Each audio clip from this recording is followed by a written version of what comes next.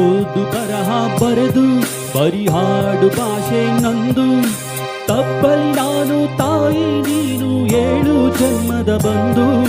ನಿನ್ನ ಪ್ರೀತಿ ಎದುರು ನನ್ನ ಕೊನೆಯ ಉಗುರು, ಸಾರ್ಥಕವಾಯ್ತು ನನ್ನ ಬಾಳು ನಾವು ಒಂದೇ ಉಸಿರು. ಕರೆಯ ಐ ಲವ್ ಯು ಕರುನಾಡ ಮೇಲಾಣೆ, ಬೆಳ್ಳಿ ಐ ಲವ್ ಯು ಬಿಳಿ ಮೋಡದ ಆಣೆ.